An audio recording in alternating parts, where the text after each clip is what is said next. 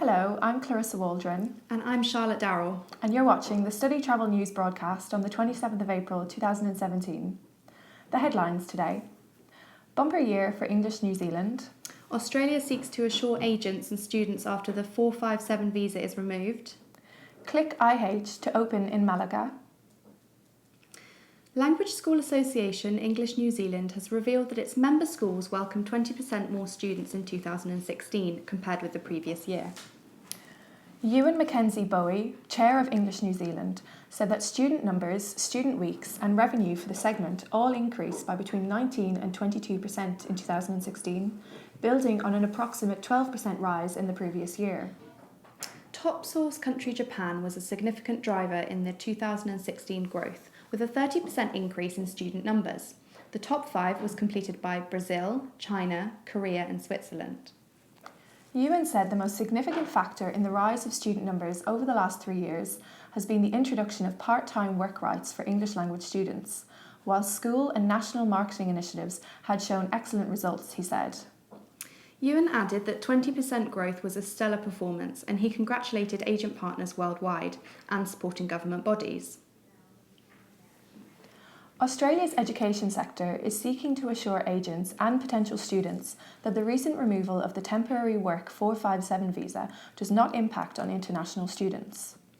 In a surprise announcement last week, the government said that the subclass 457 visa for foreign workers would be abolished and replaced with a new temporary skills shortage visa from March 2018, and that 200 occupations have been removed from the skilled occupation list.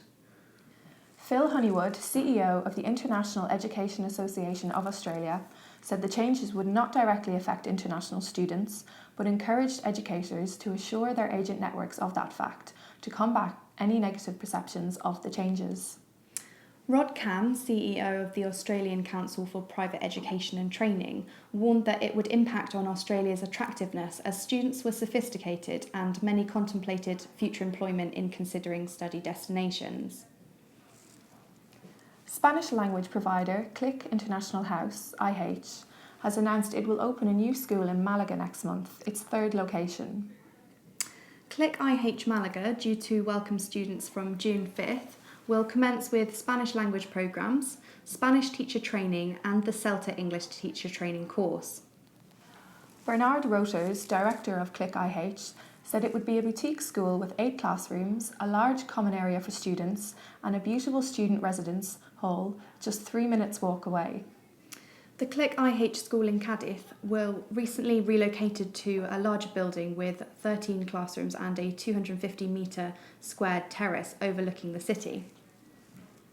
And now, a roundup of some of the other news stories this week.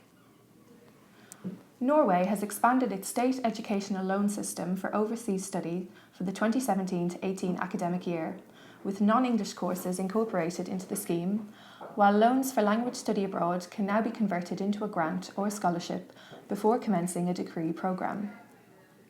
The number of Taiwanese students studying abroad in 2016 increased by 7.3% compared with the previous year, according to figures released by the Ministry of Education, with agents citing growth to Canada, Australia and Japan.